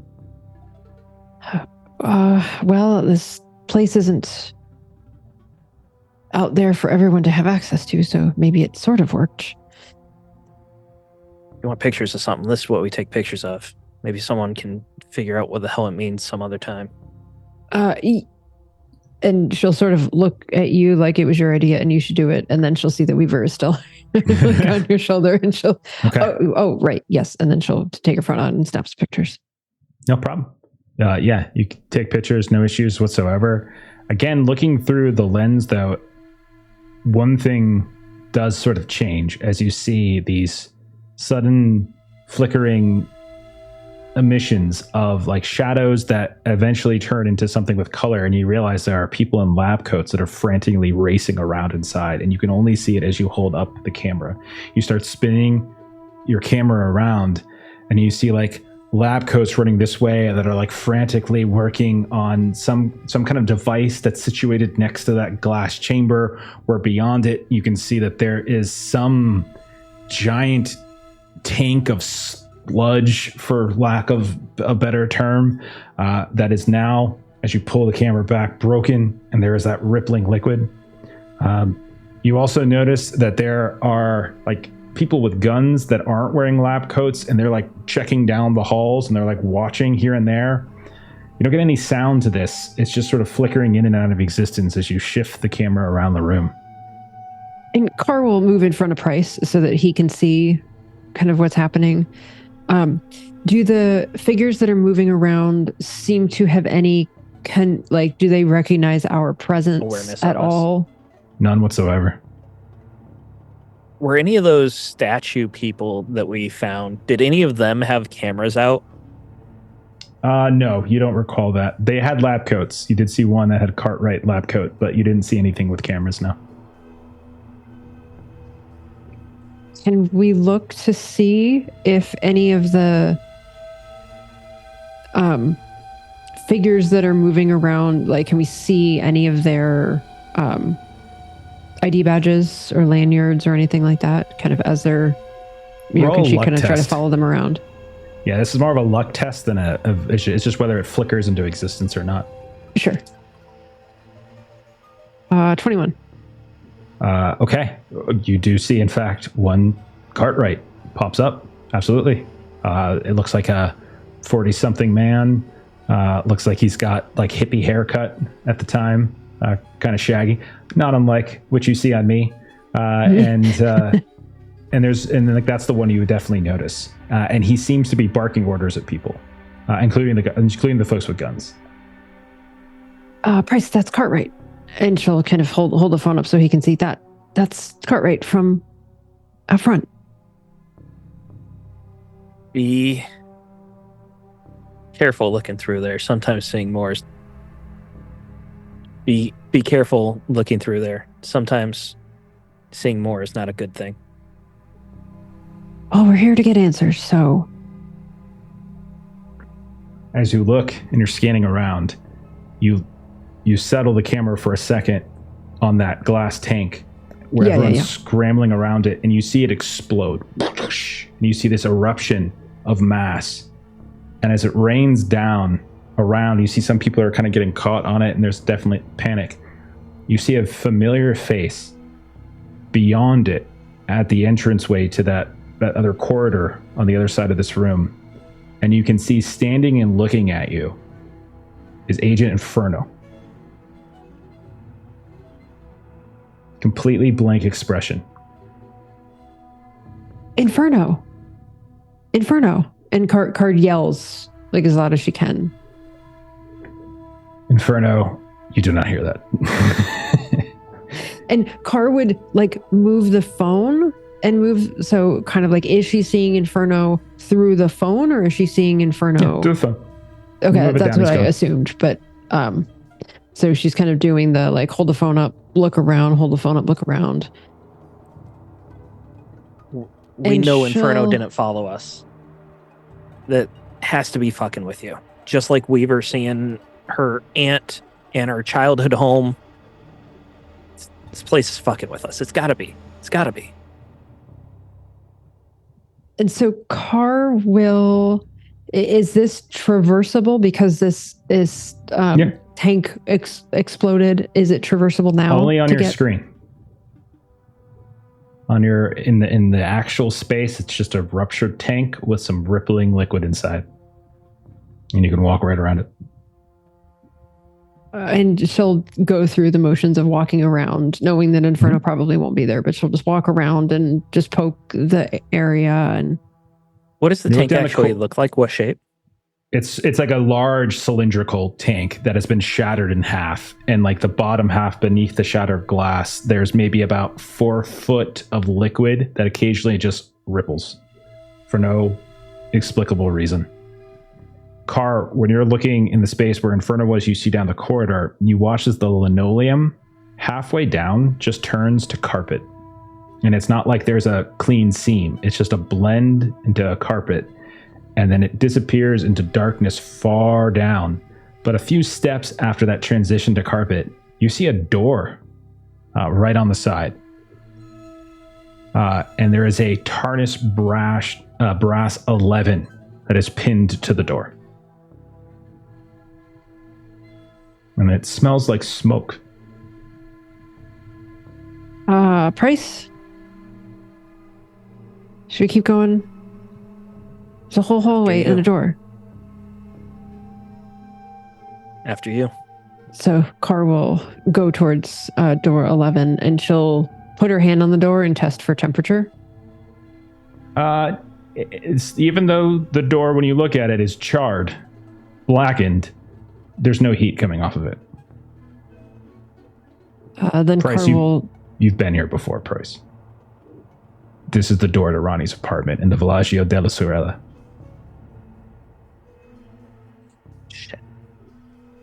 Don't open that. Don't open that. Why? We're here to see what there is. And she's got her hand like on the handle of the door.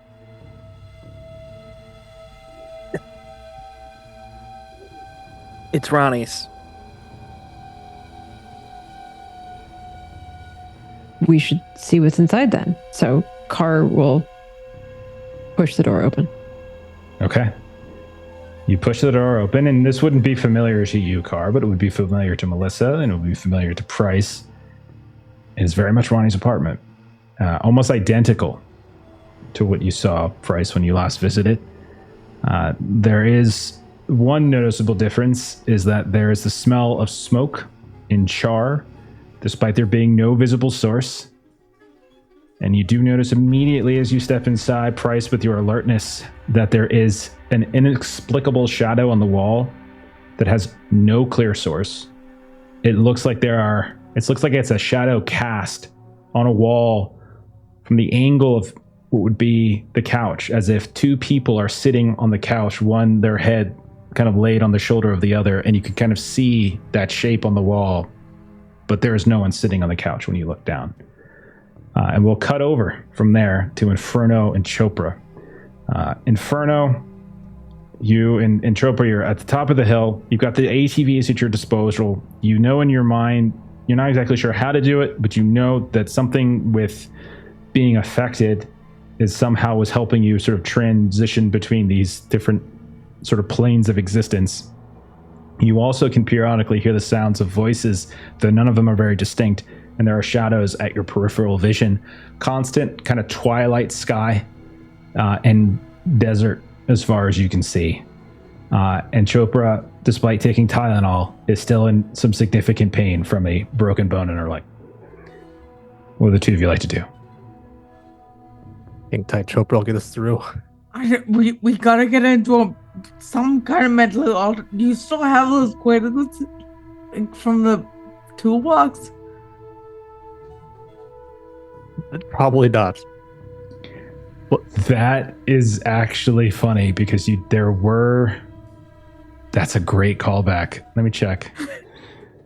So you're talking about from the green box? I'm talking about from the toolbox that Inferno was like, I don't know what these are, so I'm gonna take them and see what they are. And I think they turned out to be quaaludes. I can't fully remember them, but they were definitely some kind of downers. You did. She's not wrong. You did take stuff. I want a luck test to see if you have any left. And having them on you. 48. Wow. Somewhere in maybe one of your cargo pants pockets, you have whatever it was that you grabbed from the toolbox inside of by the green box on that weird house with the old lady who was very upset with you. And you started having those weird moments. Lemonade. You also drank the spike lemonade. I got this from the green box, I guess. And I'll down it. Whatever it was, take it. I'll go ahead and pop it. Okay. Chopra? While that's happening, waiting for him to get high, I would love to use either, because I have a decent mechanics or electronics and also physics, and wondering if we can use one of those three to get Hotwire and ATV to drive it in. Considering your background, your knowledge with motorcycles, your various skills, I doubt it would even be difficult for you. I think you would probably be able to do that pretty easily. I would say your skills are probably high enough to be able to do that, especially since you're not under pressure for time. Awesome. So while I'm waiting for Inferno to get high. So yeah, you have one of these three ATVs, we'll say, is functioning. Amazing. So I'm going to, because I cannot walk, so I'm going to hotwire an ATV for us to traverse inside. Okay. Inferno, give me a constitution test. Con time 5. This is just basically to see how long it takes everything to kick in. On is 65. I rolled 51, so it's a pass. Nice. Okay. So in this case, it's probably, you probably wanted to fail. It's opposite. You see what I mean? It does mean it's still going to take effect, but it probably takes a little longer to kick in. You've already had one of these. Well, you already had a drink that was spiked with some of these, and you've just come off peyote, so you're introducing it. So maybe the effect isn't quite as pronounced, and it takes a little bit of time. But the strange thing is that you have no real conception of how long it took, because both of you, the sky doesn't change, like the sun, which it's sort of just vaguely up there somewhere or on the horizon somewhere, as it is kind of the twilight time, like that time of day when the sun's kind of going down, the dark sky is coming out, so it's got this weird in between sort of feeling to it, and it never seems to change. Night never fully comes. And so you look at your various devices, none of them seem to be working quite right. Like they're functioning, but like any GPS you might have left or that you might have found within the Breckenridge crew, none of it quite works. Your phones work, but they don't have any signal. You're getting all sorts of weird error messages on them. And so you're never really sure exactly how long it takes. But at a certain point, and it could have been hours, it could have been minutes, it's hard really to tell, you do feel a heat begin to form, and then a light start to cast over top of the hill, and you see once more in front of you, and Inferno, you are tripping balls. Chopra, you're still relatively sober, but in pain and on Tylenol. So don't forget the Tylenol. That's important. I won't. You see the bonfire begin to sort of flicker up. You can see these lights kind of dancing around, and Inferno, as you're watching the bonfire spark into existence, all of the different sparks, those little flames, they're dancing around. You swear to God you see trees, people, gunfire. You hear the distant sounds, and you see like people just dropping. You swear you're seeing in the flames a gun shootout kind of transpire in front of you. And then you hear a voice in your head. You have rejected the invitation. And both of you will hear. Actually, no, I'm sorry. Inferno's the only one who's really mentally affected. So, Inferno, you're the only one who hears this.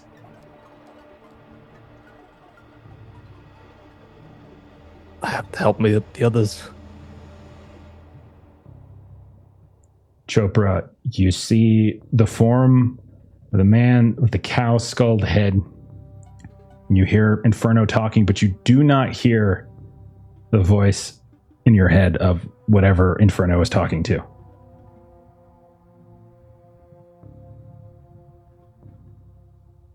You have rejected the invitation. I reject my rejection.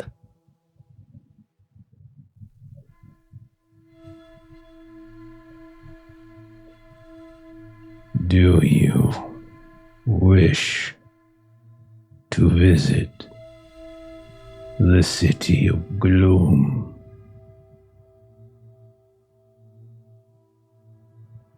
I do. Then so it shall be.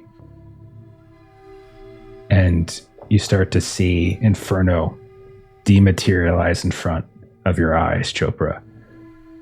What do you do, Chopra? I'm going to grab his shoulder and try to, like, physically kind of launch myself at him. You launch yourself at him, which is extremely painful. And right as you do, the world goes black. And both of you are in complete and utter darkness. In moments, or days, or hours, the time is uncertain. Much like I described to the rest of your team. The darkness goes away. You do hear that voice. Do not shed blood in the garden. And then you see manifesting in front of you this flickering interstitial city with all of these anachronous buildings patched together. You also notice surrounding you is that same swarm of sort of shadowy, bat-faced creatures that seem to come in and out of existence. They're humanoid, but their faces are peeled back, their noses are pushed back. Chopra, I don't know, what's your alertness actually? Is your alertness pretty high? Alertness 60, yeah. is 660. You would so see them decent. now too. Yeah. Yeah. You flop to the ground, Chopra, and you don't have your ATV, unfortunately. No. Your leg is still in No. pain. Yeah. And Inferno, you are tripping absolute balls. Two of you want to do? Nope, I went through the TV. I can't move. I can't move. Can grab me those sticks over there. I'm gonna try to make some kind of fucking splint or something Okay. to hold my leg together. Okay, give me like a first aid. Or what do you have for first aid? Do you have a decent first aid? I have a 10 in first aid. That's not decent. What about, well, Inferno's high right now, so maybe he's not to it. He's also got No. 10. It's also said, yeah. Okay. Chopper, give me a first aid plus 20. Awesome, thank you. It's just a splint. It's not the most complicated thing in the world. Yeah. Okay. It's at 24, so 24 I succeed reserve? with your plus 20, so thank you. You're able to piece together a rudimentary splint that will help you stand, but every step is extraordinarily painful. Yeah, yeah. Okay. I am going to lean on Inferno and put as much weight as I can. And just we move forward and do so very slowly. You're heavy, Chopra. Shut the fuck up. We're What are going we to cut doing back. here? Okay. So, Inferno and Chopra, are you moving into the city? Yeah. Okay. So we'll say the two of you move into the city. We come back to Carr and Price and Weaver. You are inside Ronnie's apartment. It looks exactly the way that you remember it. Just the smell is different. And that shadow. That just makes no sense. I remember... Weaver that is- was in his apartment when it was burning. Does this, That is- because she got pulled in, does this make it worse for me? Give me a sanity test. If you Okay. pass it, we'll Not say that you I kinda, want to do worse, no. but like, This is more of a if you pass your sanity, I'll say you kind of break. 36. Maybe you see on the wall as Price is moving you, and maybe he kind of sets you down, and you see Yeah, on I'd the set her wall. on the couch. Yeah, the familiar photograph of Ronnie in his Hawaiian shirt, right? And it's scattered amongst all of his different knickknacks and trinkets and books and accolades and awards from when he was the preeminent up-and-coming sci-fi writer of the 70s and 80s. And maybe that kind of brings you back to reality. and you realize where you're at. But at the same time, you realize what you are, Delta Green agent. What do the three of you do? I want to look for his journal, where we found it the first time we were in this apartment. Okay. I think it was...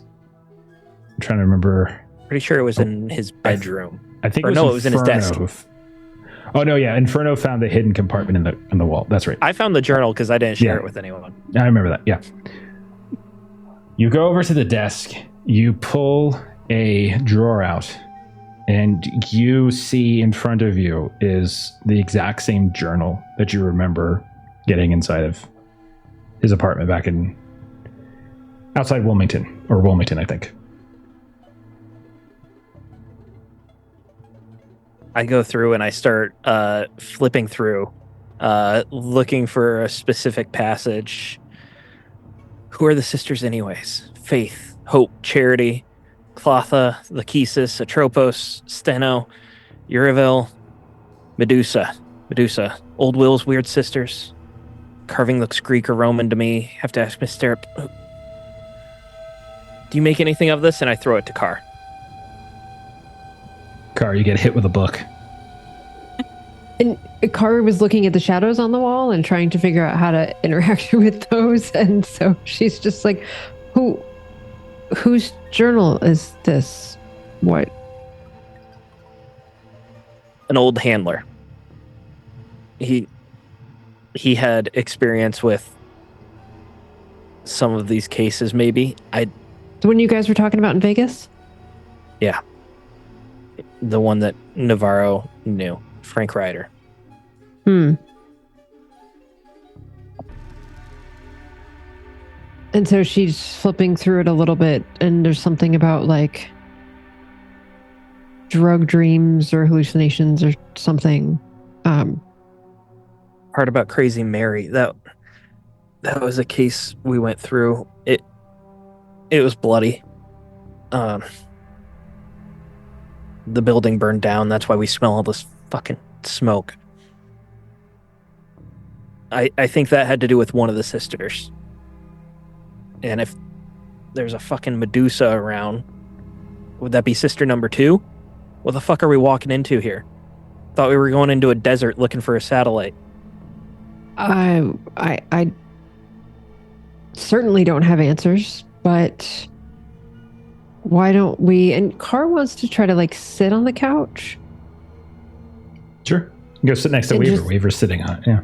See what with the shadows and the things, and just There is vague light coming in through the window, but you don't really see out the window. It's just sort of this vague light that comes in.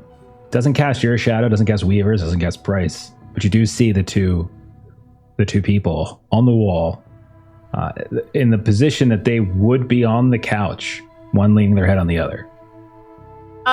Weaver would get up and if Carr had brought her up to speed about looking through the pictures on the phone, she would look through her camera to see if she sees anything. Okay.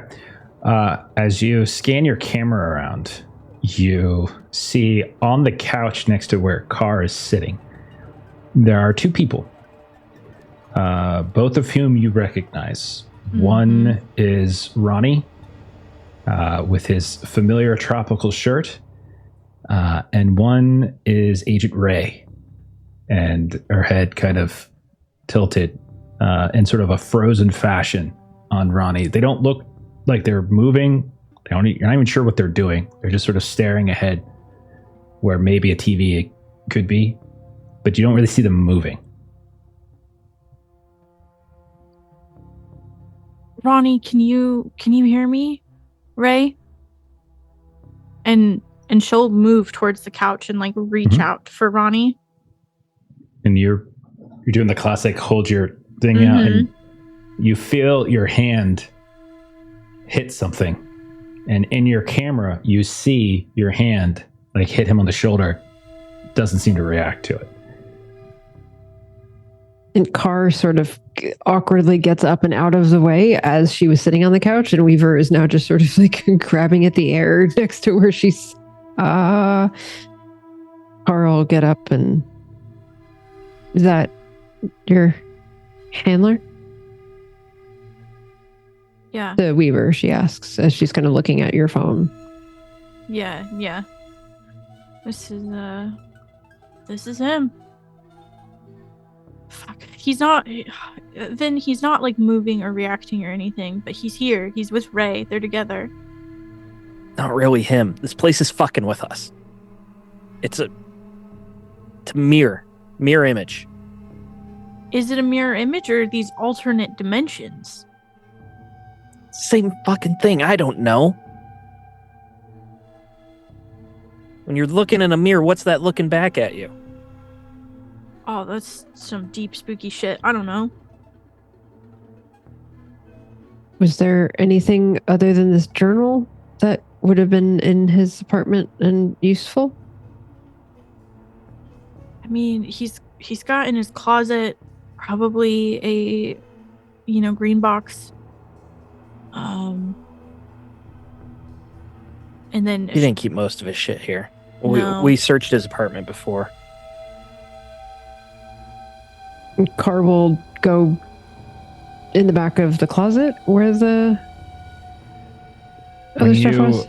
When you go into the bedroom and you look at the closet door, it does not.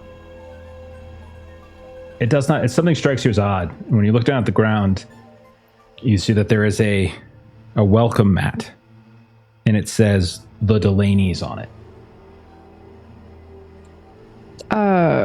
Bryce Weaver. Something's different in here.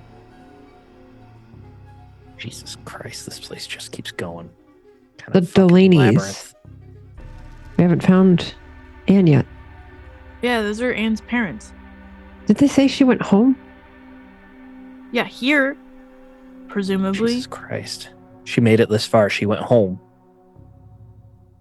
Car will then open the closet door or whatever doors on the other side of that doormat.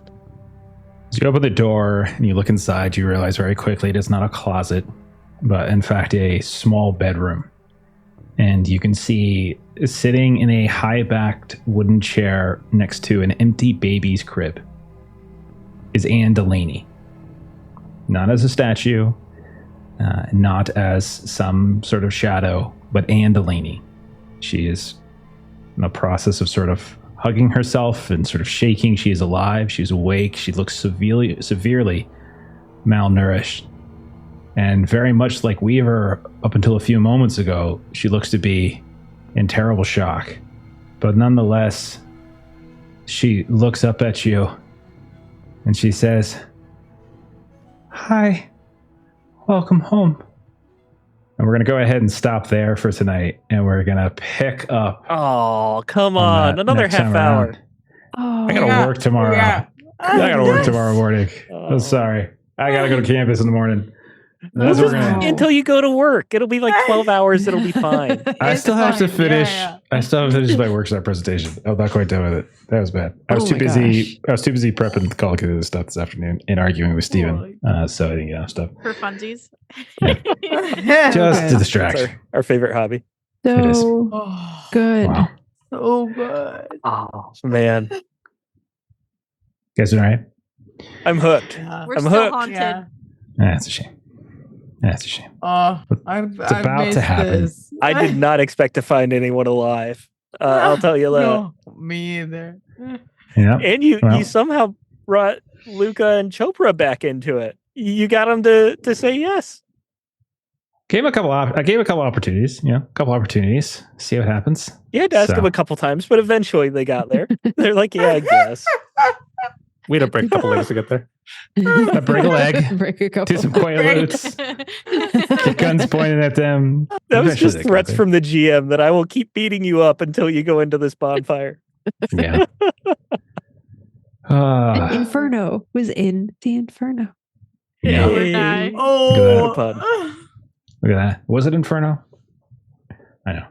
All right. Well, that's the end of tonight's ep. We will be back in a couple weeks with more Delta Green.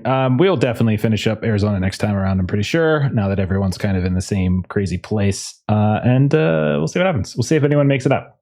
I'm excited. And go from there. Why don't we do some closing plugs? Today. What? Like for real. Yep. Wow. Yep. That was fun. Okay. So let's do some closing plugs. So I'm gonna throw it over to Steven so that he can watch us throw it to Maitrey so that Maitrey can tell us where we can find her. So Maitrey. God, go. I have missed every part of this game, including that. And I'm Multi-Plays Games on YouTube, where I make system agnostic or multi-system tabletop content that setters the EGM and player experience that you should check out if you want to check out. Fantastic. And then Steven. Yeah, I hear you got some stuff going on. Yeah. I'm working on a Weird West game. It's called Huckleberry. It's pretty flippin' awesome if I do say so myself. And if you want to see it in action, all you got to do is check out the Lollygaggers YouTube channel, because a few people here, as in all the people around me, played like 12 hours of it. They've got a full campaign there, and it was fucking epic. So go check that out if you want to see it played. If you want to play it, join the Lollygagger Discord. I mentioned Lollygaggers a lot. Is that because Lollygaggers are like publishing this game or something like that? I don't know. Join the Lollygagger Discord, and then you can actually play demos. I run sessions of it, so you can see how it works out. I'm going to be posting a few sessions of it this weekend, so you'll be able to join and sign up. We got some chunky updates coming for it too, actually. So we've got an introductory scenario coming out soon, and I'm actually working on another chapter that's going to be added to our book, because we're in early access, and you get a ton of free updates for the next year. So check it out. It's going to be a lot of fun. Fantastic, man. Very excited. And I've seen some previews of the adventure, and it looks freaking amazing. Like, we've ran it, but like, I ran it from a Google sheet.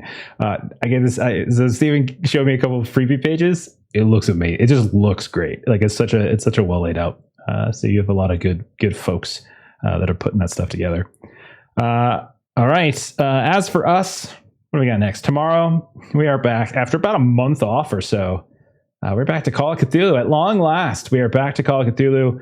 We ended on tragedy in Mexico City, and we're going to pick back up. We're going to see what's going to happen after Mexico City. We're going to see where they go next. We're going to see whether or not I decide to allow the person whose tragedy befell them at the end of Mexico City back into the game, because maybe I don't want to.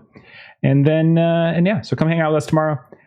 Monday, the plan is, I think we're doing Outgunned. And then Tuesday, we got Star Trek. That's where Steven hops into the GM seat and takes us on bold adventures where eggs and stuff burrow into our skulls. If you like old school Star Trek original series episodes, it's definitely one that we're paying homage to in the current adventure. So it's very fun. And then next Thursday, come back for more Arzium. We just started this up last night. A fun, whimsical fantasy steampunk adventure as a palate cleanser from our dark, serious, brooding Simbaroom campaign. And we also have a giveaway that we're going to be doing. So if you come hang out with us next Thursday, you can be entered in to win, or hang out in the Discord as well. You can be entered into a contest to potentially win a copy of Arzium in that wonderful game. So that's about it, man. I think we're all good. Anyone else have any fancy things to announce? Yeah? I just want to call out that you have like a stack of games just on hand ready for the promo at the end of the session. Yeah. You got like 15 books over there ready to go. I'm ready for Monday for Chuck. Got that taken care of there. I got Huckleberry right here. No problem. Got Arzium. I thought about bringing the stack of books out again to make the joke about getting a TPK, but every time I did that for you guys, we got disconnected. So I'm like, let's not do the joke anymore. Universe didn't like the joke. Universe didn't like the joke. But seriously, you all are probably going to get TPK next time in Delta Green. So think about which game you want to play next. Anyway, have a great rest of your night. Thanks for hanging out. We're going to raid our friends over at DOK. So follow the raid. Come back tomorrow. We'll see you all later. Bye-bye. Bye.